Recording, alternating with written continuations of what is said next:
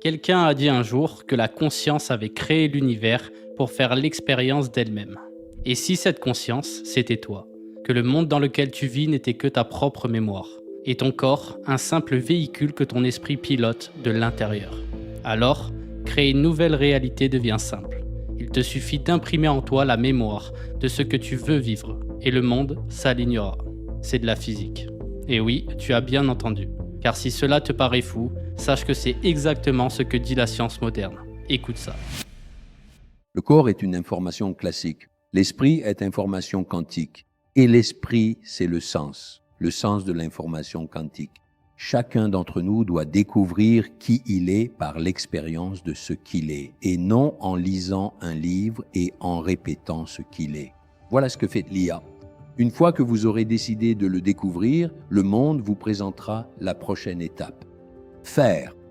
Et vous voici à cette prochaine étape. Car oui, ce n'est pas au monde de vous dire qui vous êtes, c'est à vous de le découvrir par vous-même. Si vous attendez une preuve extérieure avant de comprendre que la conscience, c'est vous, vous n'avancerez jamais. Vous resterez là à penser encore et encore, pendant que d'autres passent à l'action. Toutes les personnes qui accomplissent de grandes choses croient en elles. C'est la mentalité même des enfants. Un enfant n'attend pas qu'on lui prouve quoi que ce soit pour créer, dessiner, essayer. Il fait. Si vous attendez qu'on vous prouve que vous êtes divin pour vivre comme tel, vous pouvez attendre longtemps, car le monde ne vous présente que ce que vous incarnez déjà. Sinon, vous êtes comme ce hamster qui tourne en boucle dans sa cage. On appelle cela une boucle de réalité psycho-émotionnelle. Un même état de conscience produit des schémas de pensée récurrents, qui génèrent les mêmes émotions, les mêmes habitudes, donc les mêmes actions et les mêmes réactions, créant ainsi les mêmes expériences et donc la même réalité, encore et encore. Jusqu'au moment où cette répétition vous pousse à l'extrême, à cet instant où vous n'avez plus d'autre choix que d'évoluer. Alors, n'attendez pas d'être au plus bas pour décider d'avancer. Avancez maintenant. Je pourrais vous donner une infinité de preuves scientifiques montrant que vous êtes déjà cet esprit éthéré, illimité et omniprésent, comme tout homme et toute femme, et que la réalité est le fruit de notre esprit. Les documents Gateway et les recherches sur la conscience le prouvent, le panpsychisme quantique, le CTMU, les travaux d'Itchak Bentov, de nombreuses expériences quantiques, comme l'interprétation de Copenhague ou le principe d'incertitude, la dualité onde-particule, les doubles fentes de Jung ou encore le choix différé de John Wheeler. Mais aucune de ces preuves ne sera suffisante pour celui qui refuse de voir. Ce qu'il faut comprendre, c'est que c'est un fait, tout est énergie, et votre conscience est cette énergie qui emplit l'espace infini. L'espace-temps est dans la conscience. Il représente le mouvement de la conscience qui se transforme elle-même dans l'instant présent, comme l'explique le manuel de l'absolu. La conscience perçoit donc à travers elle-même et s'expérimente à travers le corps. Le corps est un véhicule que vous pilotez par la vibration, par votre esprit. Mais votre esprit n'est pas généré par votre corps, c'est votre corps qui est imagé par votre esprit. Vous n'êtes pas venu au monde, c'est le monde qui est venu de vous. Et c'est précisément là que vous devez comprendre la différence entre une machine classique comme l'IA et vous qui êtes une machine quantique. Une IA ne se transforme pas toute seule car elle est définie et tourne comme un système classique. Mais vous êtes quantique et votre corps est imagé par la vibration que vous portez, ce qui signifie que vous le transformez en permanence en changeant votre propre information. Il est lui aussi quantique, concrètement, car le classique est simplement de l'information structurée. Il évolue donc en même temps que vous. Vous comprenez ? Quand votre conscience se transforme, le corps et la réalité suivent au même degré. Ils sont reliés à l'information que vous êtes. Et si vous souhaitez aller plus loin concrètement, j'ai créé un espace dédié à ça, appelé la Maison d'Elohim sur Skool, où l'on est déjà plus de 120 à vivre exactement ce dont je vous parle ici. On échange ensemble, vous pouvez me parler directement en privé ou me poser des questions, et surtout, vous avez accès à toutes les archives scientifiques complètes dont je parle, comme les nombreuses expériences quantiques, les documents sur la conscience, etc., etc. Tout est structuré. Mais pas seulement. Il y a aussi un programme précis pour évoluer consciemment, une méditation spéciale pour atteindre l'unité, de nombreuses formations comme Mindset Leadership, ou encore une formation en cours pour trouver votre Ikigai et en vivre. Un nouvel épisode chaque semaine, des musiques de méditation, etc., etc. Bref, si vous voulez passer de la compréhension à l'incarnation, je vous mets le lien dans la description. Maintenant, regardez concrètement ce qu'est une intelligence artificielle. Une IA, c'est une base de données à un instant donné, avec un algorithme qui fonctionne à l'intérieur de cette base. Elle répète des schémas et n'évolue pas d'elle-même tant que la conscience de l'homme ne lui donne pas de nouvelles directives. Pourquoi ? Parce qu'elle n'est pas consciente. La conscience pourrait être apparentée à une forme d'autoconnaissance, un système qui se connaît lui-même, une unité. C'est la capacité de savoir que l'on sait, de suivre le processus de sa propre pensée et d'en rester conscient. Elle permet de prendre du recul, d'observer son propre fonctionnement et de l'évaluer en le comparant à des repères que l'on a intégrés comme référence objective. La conscience humaine peut faire cela parce qu'elle a la capacité de reproduire une image d'elle-même, de la projeter comme si elle la plaçait face à elle, de l'observer, puis de la comparer aux informations et aux normes qu'elle a mémorisées. En percevant les différences, elle peut les ajuster intérieurement, transformer cette image et progressivement devenir ce qu'elle conçoit. C'est cette capacité à se réinventer, à se remodeler consciemment, qui fait d'elle un champ évolutif et créatif. Et vous, justement, vous êtes cette conscience immuable qui s'observe. Vous pouvez vous réinventer à l'infini, vous transformer, percevoir de nouvelles possibilités et innover.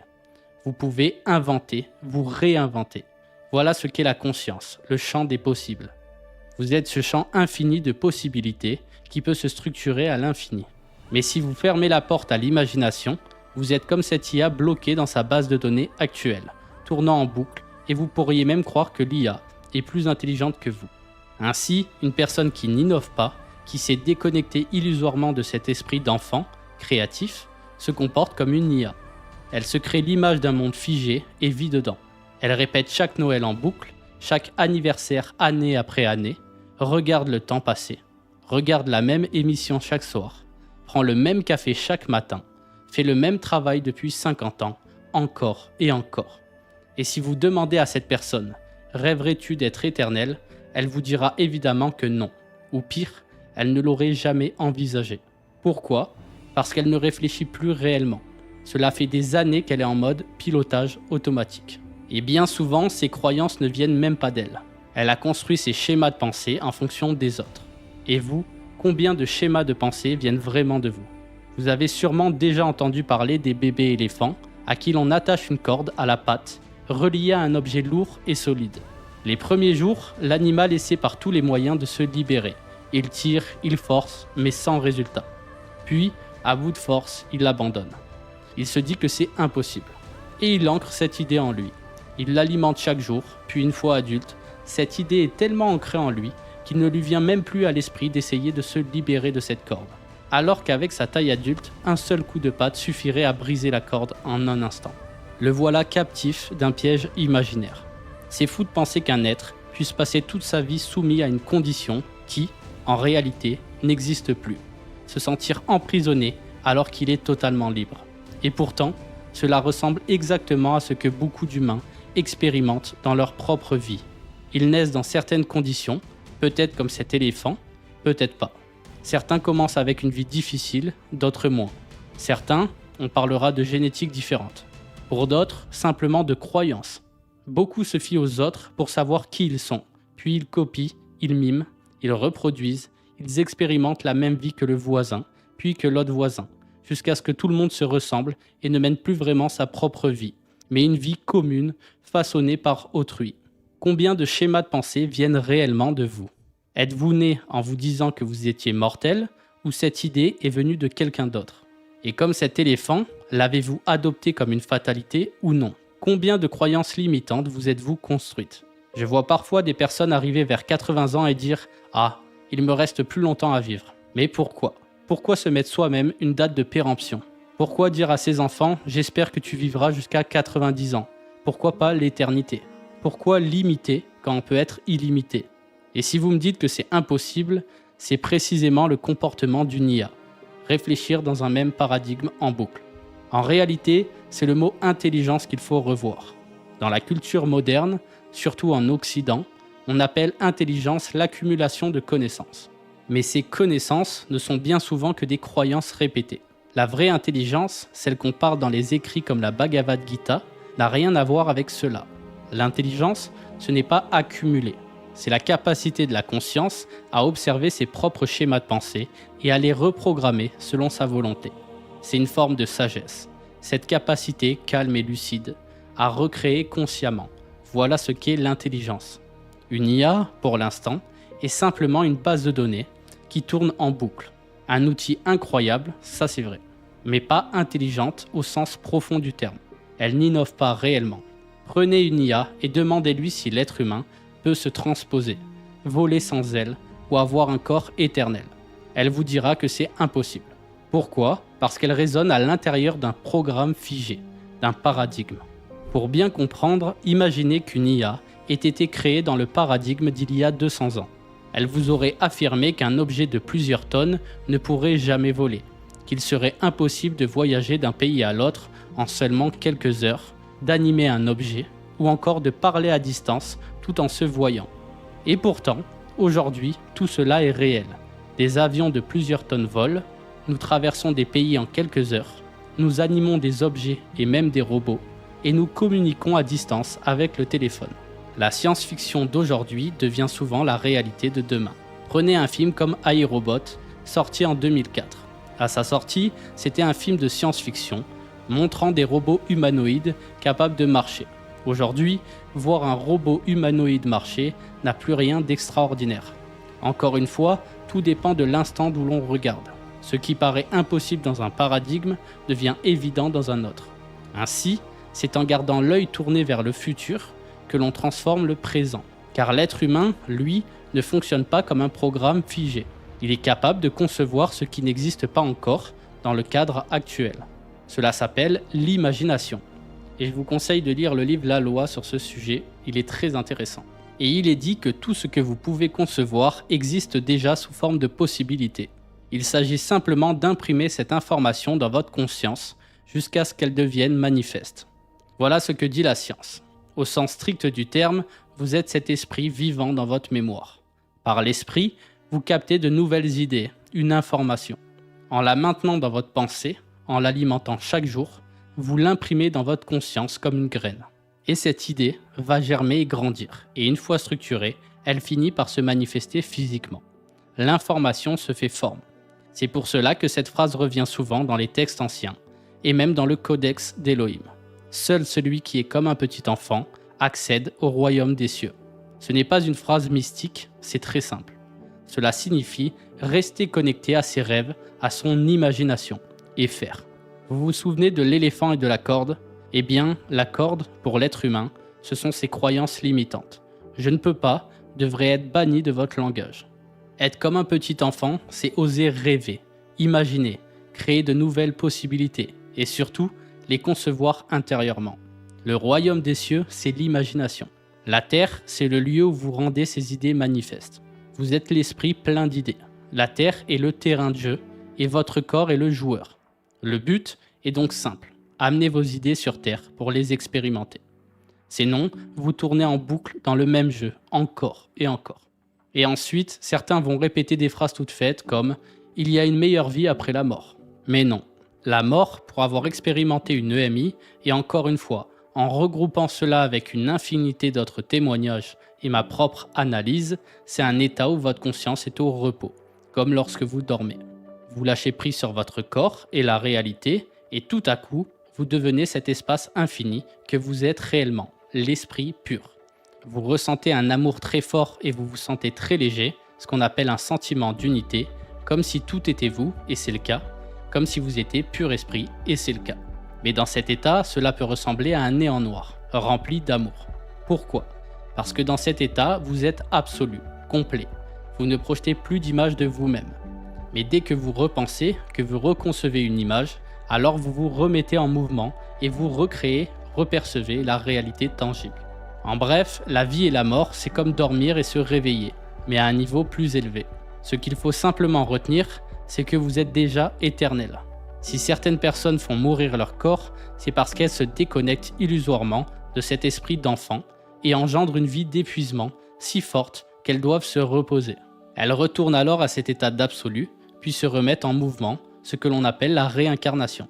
Mais il n'y a pas besoin de se réincarner. Pourquoi partir pour revenir au même endroit ?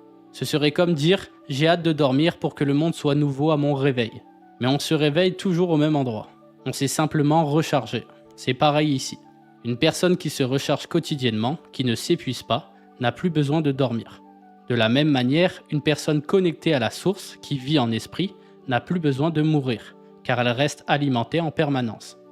Lisez la théorie des Quanta qui est disponible dans la maison d'Elohim sur School et vous comprendrez tout. Beaucoup aussi compliquent les choses. Ils pensent qu'il faut aligner tous les chakras, faire des exercices spécifiques, activer la glande pinéale, méditer pendant des milliers d'heures. Mais en réalité, c'est bien plus simple que ça. Il suffit d'une chose, appliquer l'amour à tout. Retenez bien cela, vous êtes une unité, et cette unité tire sa source dans l'esprit. Lorsque votre esprit est dans un état d'amour, tout votre corps l'est aussi, et l'univers également. Vous n'avez pas besoin d'appliquer de l'amour à chaque cellule, ni à chaque partie du monde, car votre esprit est déjà tout. Aimez-vous vous-même, aimez ce que vous voyez, et c'est fait. Vous avez atteint l'unité.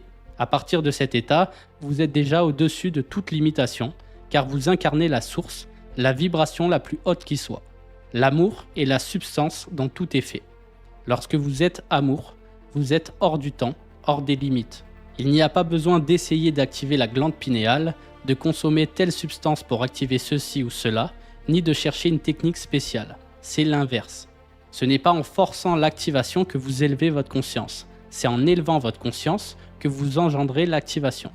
La réalité obéit à votre vibration. Donc, lorsque vous laissez votre imagination émerger, lorsque vous osez concevoir l'illimité, alors la glande pinéale s'active toute seule en conséquence, ainsi que toutes les autres capacités de votre corps.